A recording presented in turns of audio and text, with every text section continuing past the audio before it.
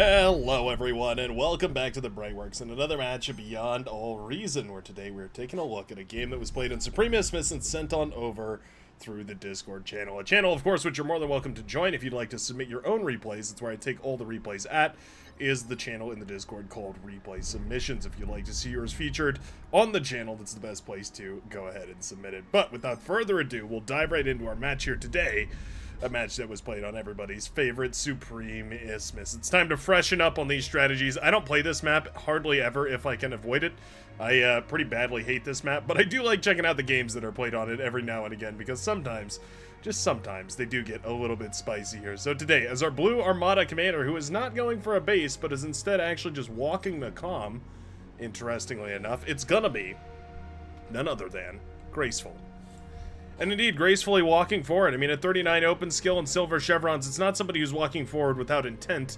Indeed, whoa, our mountain in the way here. The blue commander certainly walking over towards the water position here with the idea of building a naval lab very, very quickly. Now this, well, it does one of two things. It either means that you want to rush out Navy and try and surprise the enemy with your timing. Always this position is going to have much better timing on their lab than you. It means that you can either play it two ways, right? You can rush it over here and then try and get that lab out so quick that you set the enemy off guard and then they don't know what to do. And as long as you get a constrictor to grab these other mexes, which we are stopping to grab actually. Usually you would rush straight for the lab and leave these mexes because it would be the same number of mexes available here. But in this case, it's a slightly greedier, a slightly more economic start for the blue commander, but eventually going to be a rather quick naval lab timing. Okay.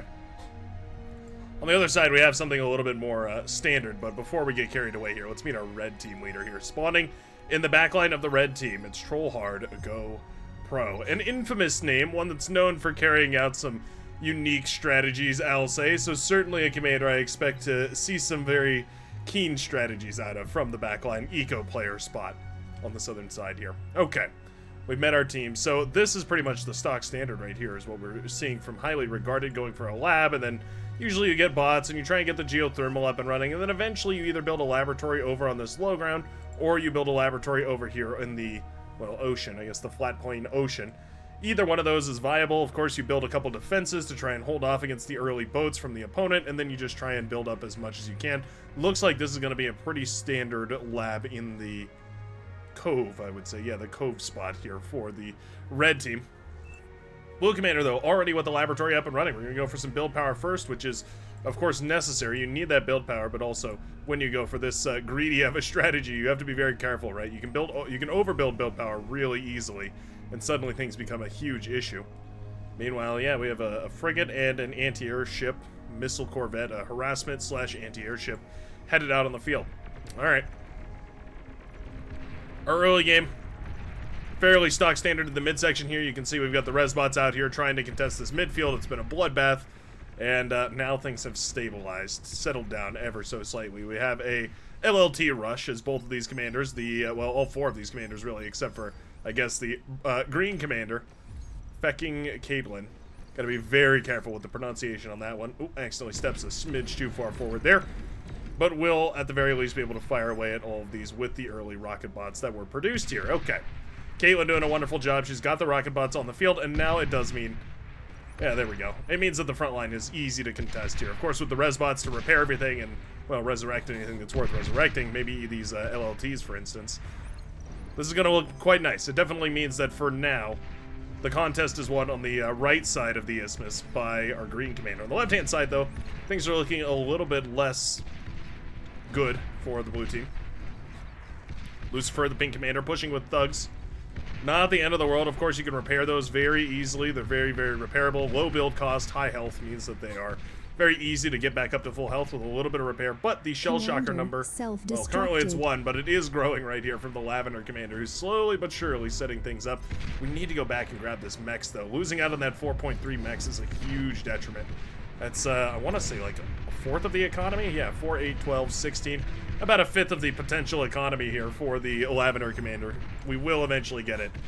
But, you know, every second holding those mexes counts. And indeed, you can see that's exactly why Caitlin has gone ahead and moved forward to grab these mexes about as quickly as robotically possible. Vamry, maybe thinking about a commander trade there. Takes a couple of missiles to the face and thinks better of it, though. Those res bots would be well spent repairing the commander. Of course, getting that commander up to high health means that it can brawl and repair out on the front line quite a bit easier. Thug numbers are growing, though. Something we do have to be quite careful about. Submarine. Early submarine is hunted down and killed here by highly regarded the yellow commander with a early destroyer. We've gone for a skater and a destroyer as our first units on the field here. Not a bad choice whatsoever. Of course, eating up the laboratory and using that metal to build units, and then looks like we will even wall off this ocean side over here so that we can just go ahead and leave it be. Won't have to worry about run-bys, at least imminently. Bomber here actually getting shot down by the skater. That's quite nice.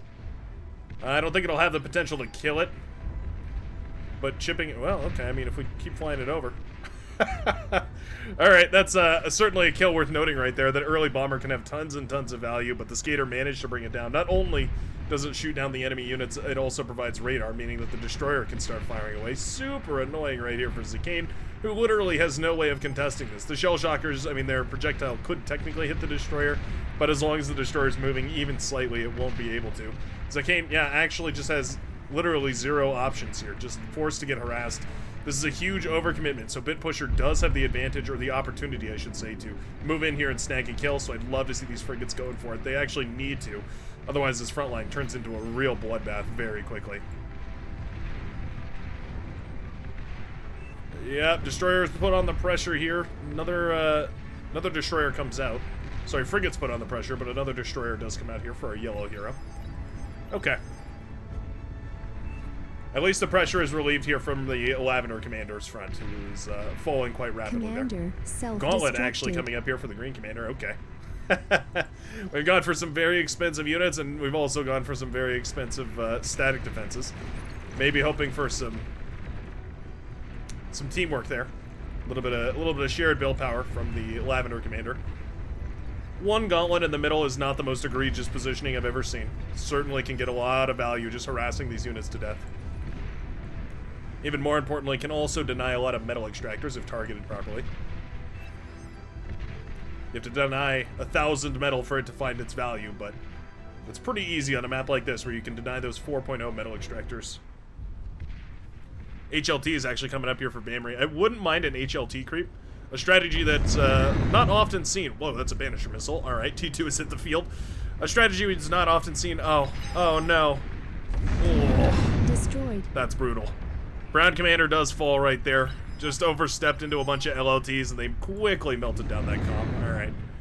Banisher here is going to start doing some serious work on the fronts. I do love a good old-fashioned Supremacist brawl. Eventually that Banisher is going to be able to flip the tides here, but it is a matter of, well, keeping it alive and keeping it firing at valuable targets. That tick running the Banisher missile back into the core of units over here. Yeah, it's getting some serious work, though. I mean, every time one of those missiles fires, it's at least a dead unit. Usually scuffs up everything around it as well. Beautiful.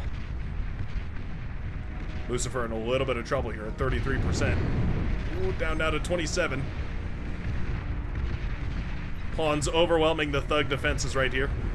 Despite the banish... Oh, friendly fire. The Thug accidentally get down Mr. Presidents for the opposing team. I like the Banisher a lot, and it's definitely gotten its value already with 12 kills. But it's slow. It's very, very slow to get its efficiency up and running. Commander over here. What on earth happened? Is that a... What on earth happened over here? Hold on, I'm gonna back off a minute. Alright, backed off a minute or so here so that we can take a look at exactly what went down. Big old army of Dolphins was actually sent in here by the blue commander. An extremely risky play, because if these Dolphins didn't get the value that they needed to, they would have just been wrecks on the enemy field. But 2 destroyers have already gone down. The frigates are in trouble as well. The build power is crumpled. And a whole bunch of the E-converters pop as well. Now the destroyers are gone, though, and it means the submarines actually have their fair pickings. Well, now the submarines can just target down the commander, and I think the story is told from there. About 9% per shot whenever they hit that commander with the torpedo. And very, very quickly they will manage to bring that bad boy down. Two's running for his life out of the water. Oh, one more torpedo. They only need one. Oh, he just barely escapes. 2% HP remaining. But still, without any way to defend against the submarines, this base is as good as dead. Oh, one more shot on the commander. His toes are in the water. He's trying to build a torpedo launcher. If we could get the shot off on the commander, that would be huge. Oh, it's so close. Could we target fire, maybe? Maybe we could target fire for the splash damage. I don't think we're going to get it. Either way, doesn't really matter. The coastal defense will be enough to shoo the submarines away, but this is already a huge victory. Okay, we're about back to where we were, and now we know exactly how our Maroon Commander Touge ended up in the situation that they did, with their entire naval field wrecked, and with nothing but a bunch of scout ships and frigates out on the horizon. We have a destroyer now rolling out here. Frigates could jump on the destroyer and take a decent trade. Constructor boat was headed across too, but even the commander is just making his way across here, and I'm sure eager to get his hands on about this 2,500 metal right there in the midsection of the map. Southern section, really. Torpedoes do a lot of damage with that flanking bonus, and that's exactly what happened right there. Graceful getting about a 60% damage bonus, more or less. Okay. The exact right time and the exact right place for an attack, a whole bunch of dolphins coupled with submarines. Dolphins to take out the strategic destroyers, and then the submarines to take advantage of the fact that nothing else was able to clear the depths. Commander destroyed. All of a sudden, Graceful's in a winning position right here. Destroyer firing away here now that the skater has provided a little bit of vision, and can, of course, start to get to work on some of those coastal defenses as well. We need more destroyers to take down all the static defenses, but otherwise, this is a wonderful situation, right? At the very least, the silver lining here for Touge is that this field isn't contested yet, or it is contested right now. It's being held for the time being by a couple of these jellyfish coastal torpedo launchers. Oh boy. What a convoluted match right there. Another big engagement on this side as well. It's a bunch of frigates clash with the yellow army. A composition that I personally love a whole bunch is just skater and destroyer. The destroyers for Armada are ever so slightly cheaper, so if you can manage to get 3, 4, 5 of them out on the field, you can usually run away with the advantage pretty quickly. Res Sub's going to eat up the remainder of that wreckage right here, while the destroyers clean up the construction boat that was trying to eat a whole bunch of it. Not bad. Wouldn't even mind a res right there, actually. Using the res subs to resurrect that and rebuild the mexes, radar towers, reclaim all of this as well. There we go. Here's a play right there. Graceful has walked his way up onto the high ground, firing away those D-guns and blasting apart the Tan Commander's base.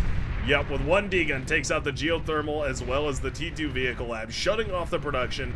No more banishers to the front line whatsoever. Ooh, and he gets the medium, or the heavy tank too. Tiger goes down, means the Tank Commander is effectively without an answer. Yeah, Graceful moves in here. Still has the energy production to throw more D-guns away as well. No chance the Scorpion turret comes up in time. I wouldn't even mind like a capture command, although with the Fiend reinforcements coming in. Ooh, but not being microed.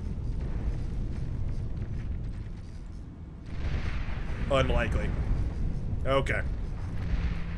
Graceful D-guns down the last Fiend that was harassing this commander. Touge has moved over in this direction to try and give some support as well. The Fiends can technically kill this commander. If they just strafe properly, they can kill the commander really nicely. But we needed to bunch them all up. Yeah, Graceful gets away with the D-gun on all of them. A brutal trade right there for the blue commander, and seemingly we have a follow-up here as well. Cloud moving into the heavy transport, the Hephaestus ready to drop that comm. We have the fighters patrolling in the area to make sure that it doesn't get shot down by the enemy fighters in orange. Commander oh no. has died. Oh, we're taking heat. Yeah, that fighter needs to drop its payload and quickly before the enemy fighters manage to shut it down, but they will, at the very least, Cloud that is, manage to drop that commander in the back line. Touge goes down, but not before stopping the blue commander here. It does mean there's nothing left to build over on this side, so the destroyers will have their pick, and in fact, most of that is destroyed already. Cloud no moving in here. I wonder if, are we going to go for a capture command? Nope, just a good old-fashioned D-gun. If you can't have them, destroy them. That is the bar way. Bombers coming across here. You know what? Bombing the naval lab on the other side of the field. I don't mind that at all.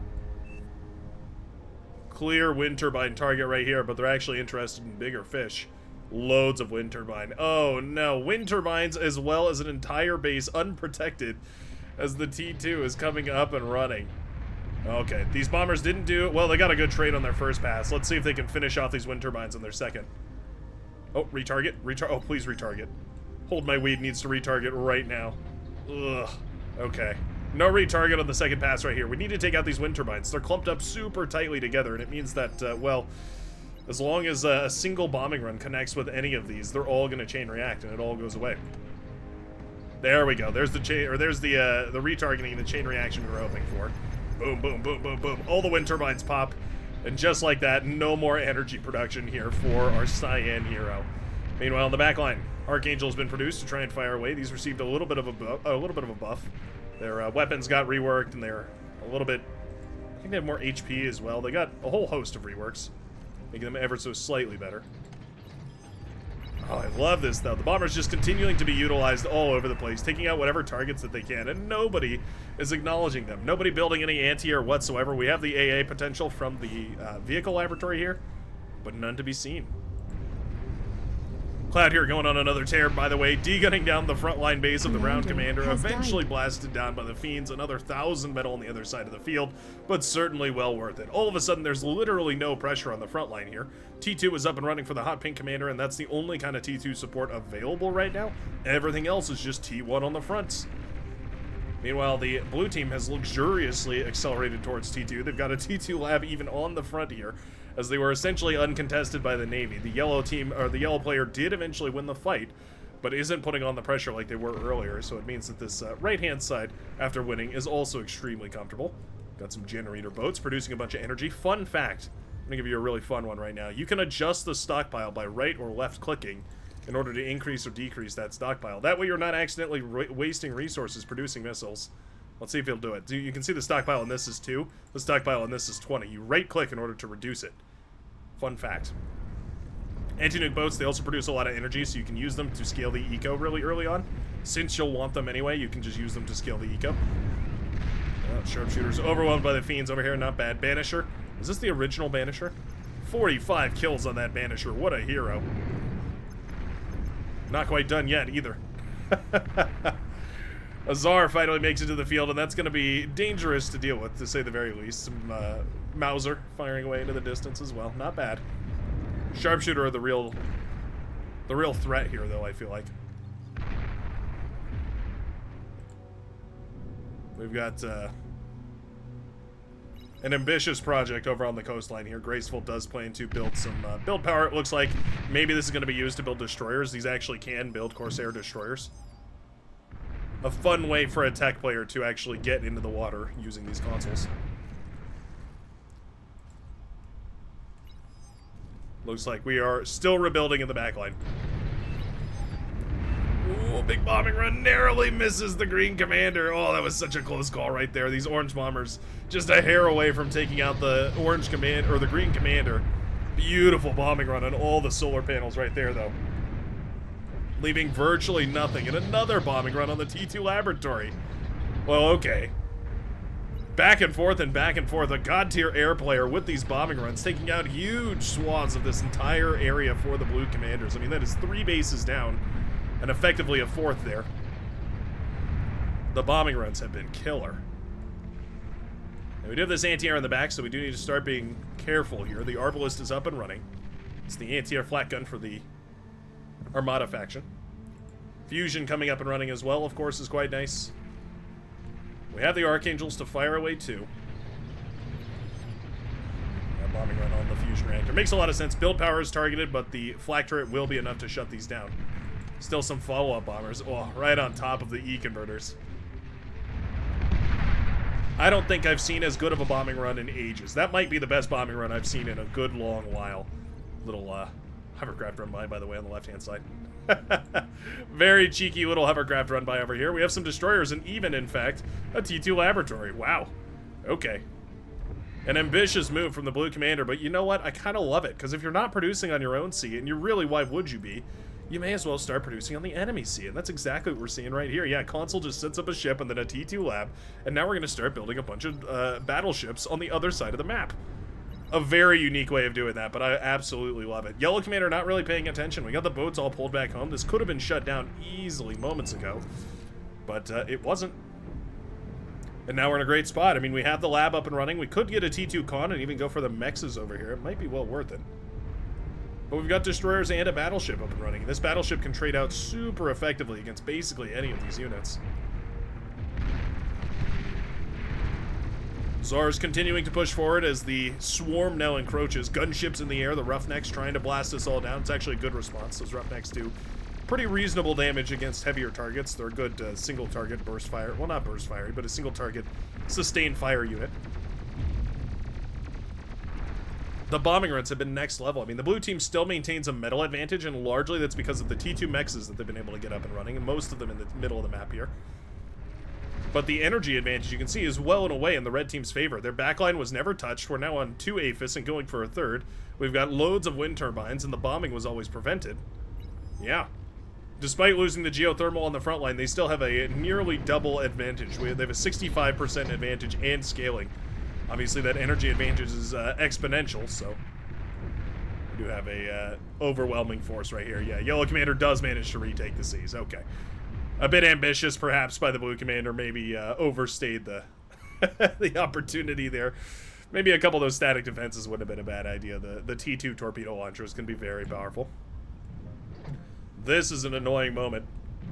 For the Blue Commander, it means you have to start making some really tough decisions. Do you commit to making loads of anti-airships, which are all very, very expensive, in order to cover the entire sea from aerial attack, or do you just go ahead and build seaplanes? You just get yourself into seaplanes and try and use those instead. Torpedo bombers should be targeting down these AA boats when they can. Now we're going to target down the lab. Do we have enough firepower? Oh, certainly. Yep. It was kind of close, but very, very much had the firepower needed to blast down that laboratory here. Yeah, the AA boats, man, they leave a lot to be desired. Maybe it's not the AA boats' fault. Really, it might just be the fact that torpedo bombers are insane. They always have, and they probably always will be. They're just incredibly difficult to stop. They're so tanky, do so much damage, especially these Cortex ones, too, which do a huge sum burst damage. Now we finally have the contest in the midsection. This is great. Battleships firing away into the midsection, opening up a huge lane on the left-hand side of the isthmus. Still forces running in here. Mammoth doing its very best to clean all this up. It's actually a great response for the pawns that are swarming forward here. Anti-air is thick, though. That is 10 Archangels in total. More than enough to shoot down any of those T2 fighters here, and I love that we're using that to kind of shut down the enemy air swarm. Very useful. Very, very useful for when your air player inevitably wants to go for some kind of a push or needs to defend your naval player from harassment. Question always becomes, how do you retake the naval field? Look at this. Yeah, this is great. Sniping those bombers before they have a chance to get any value is huge. They are kind of walking into the Mammoth, which is unfortunate. Still, though, even taking out those T2 fighters is really nice. I'd love to see these moving southward here. Just continuing to deny all of these fighters from moving across. Yeah, denying those fighter reinforcements is tremendous. It means that all of a sudden, even these T1 fighters can ultimately take a somewhat decent fight here. Blue Commander setting up anti-air defenses all over the place. It will be anti-air boats, but that's a huge expense. And we don't really have the eco for it. AGO pops as a couple of those longbows do manage to send their missiles a-hailing. Most of the economy was evacuated here, though, so it's not a huge hit to Tito 420X_TTV. The most complicated name known to mankind, but yeah, not a not a terrible hit there. The APHIS still up and running, the E-converter's still working. Yeah, move these AA bots. Obviously much easier for us to see from spectator view.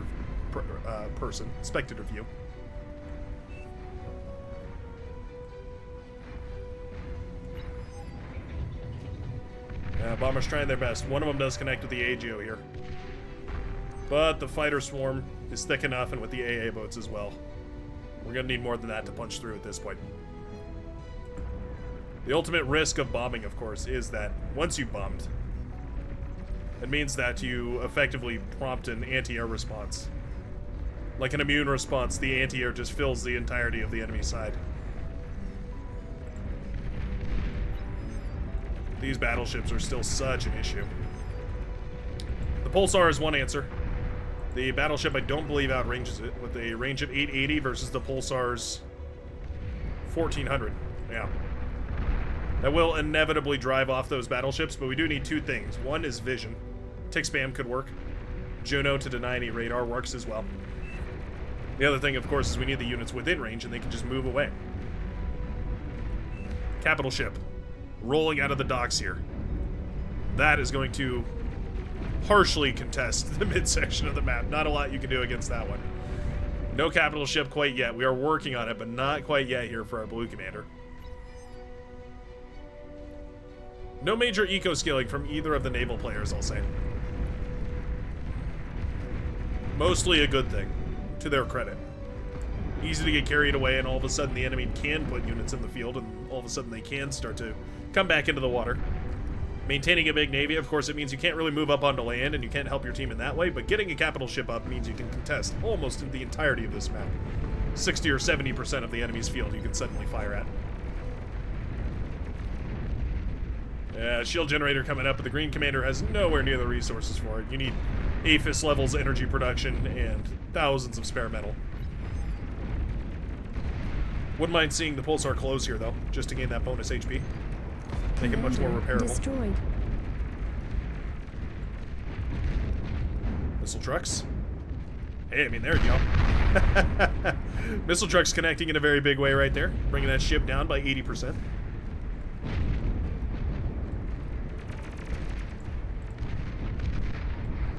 Let's get a nice sideways view of the capital ship firing away here. Those missile trucks actually eventually managing to kill one of the battleships. I'll say I'm impressed. That is a unit designed to kill static things, taking down a mobile thing. Missile boats have been firing away over here for the longest time as well. Wow. From a gigantic position, from a tremendous, overwhelming advantage in the early game, taking the entire midsection of the map, knocking out multiple players with D-guns across the bases, the red team has actually managed to hold in here. That energy advantage rapidly scaling forward, and man, if this isn't the perfect eco-scaling, I don't know what is. You have the APHIS stack growing in the midsection of all this build power, and then of course you have the E-converters growing on the other side as well. This is exactly what you're looking for in the backline eco player's position, and then of course providing the ticks is a little bit of spam guard. There we go. Exactly what the ticks are great at catching right here. A couple of spy tanks sneaking past. Ooh, one of them sneaks through. The hero tank. Yeah, Hold My Weed did find it. He knows of it. Can we clear it up? I think we will. There we go. Tank is removed. I think it was probably abandoned right there by Zakane. But a good catch from the orange commander. Easy to let one of those slip through. Good job watching the entire map, keeping your eyes open. Yeah, this midsection completely opened up. Easy to forget just how much you rely on those defenses that can be destroyed by the capital ships. Until they're destroyed by the capital ships, and then you realize you can't really hold off a swarm of regular grunts. Capital ship in blue has come out here, but at this point there's not a lot this ship can actually hit. Yeah, both of these bases over here, in fact all three of these bases over here are empty. The capital ship really can't hit any valuable targets. I suppose you could technically put it on the side here and maybe fire away over into one of these bases or across over into this base. But that's still only one or two bases you might be able to target. And it's not really where the eco of any of these commanders is produced out of.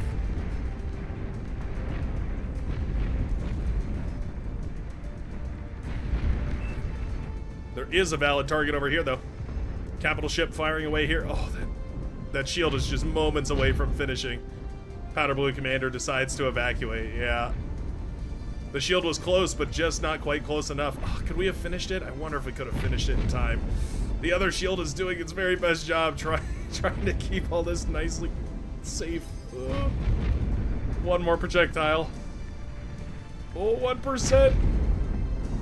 Oh no! Oh, the APHIS pops as one more projectile collides, down to just 90 health at the latest second.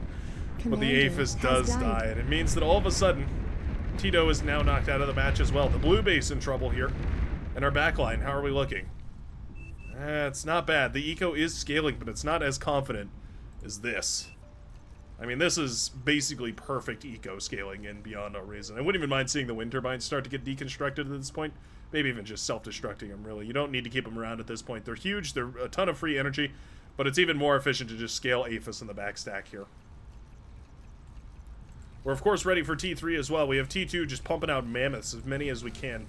We're actually overflowing metal to the teammates as well. Yeah, the red team putting themselves into a winning position, clawing their way back with some beautiful bombing runs from the orange commander to eventually now be holding both the metal and energy advantage.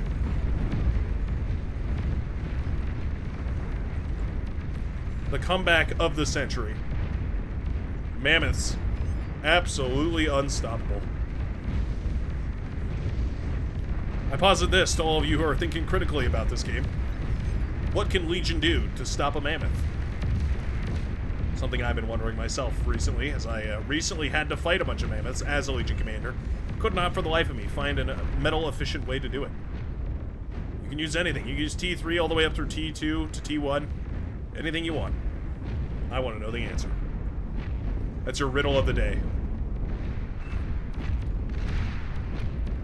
Welders here, trying their best. The swarm is unstoppable here. Ticks and grunts, an unlikely ally, but an effective one. Unbelievable, says Tooge, who left the game early. Shame on you for leaving the game early, by the way.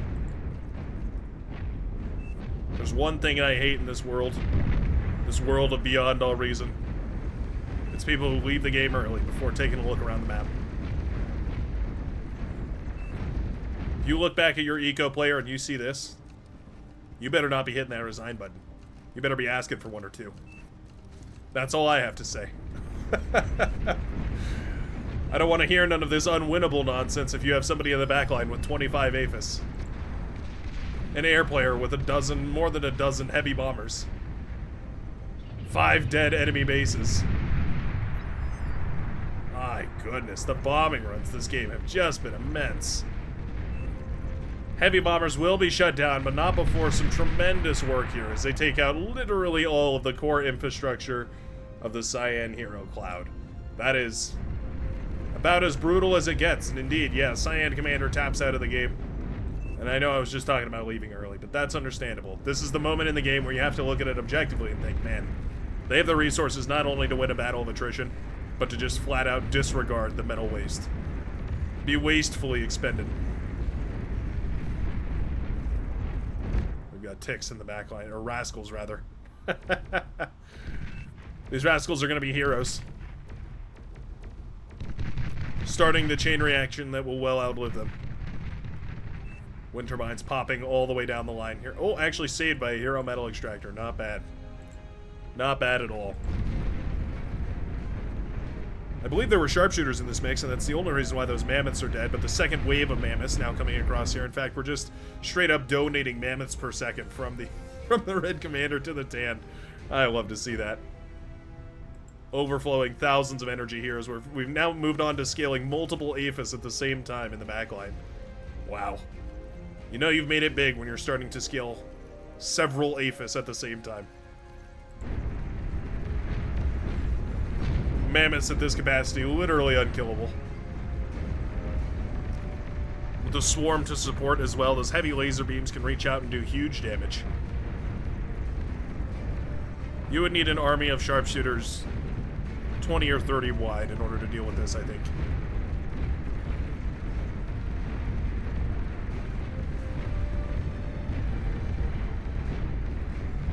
Gotta give it to the medium tanks, though. They are holding a lot longer than I thought they might. Turns out simply having a lot of things may just well be the counter to the mammoth. How much metal in medium tanks is this really is the question, though. Yeah, 7,000 metal worth of medium tanks to counter 2,000 metal worth of mammoth. Is it really cost effective? Don't think I could say so.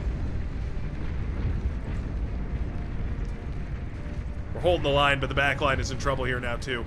Marauder have found their way up through the shoreline. Yellow Commander tired of sticking around in this game and is ready to end it. Boom goes the green base in the bag as the Marauder wipe clean the slate that is the other side of the field here.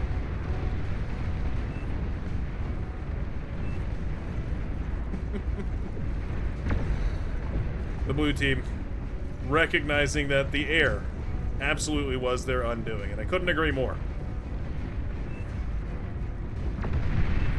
The orange commander did a fantastic job of utilizing those air resources at the very weakest points here against the blue team.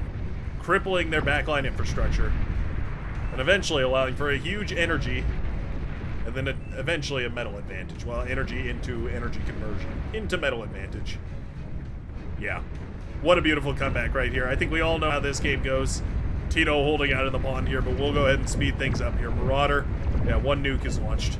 Commander, self-destruct. Nuke is launched, but it won't be enough to save our blue heroes here. The red team takes the win, and a surprising turnaround on this match beyond all reason. Thanks a ton for watching, you supremist Miss Addicts, and I hope to see you again in the very next match. Peace out, everybody.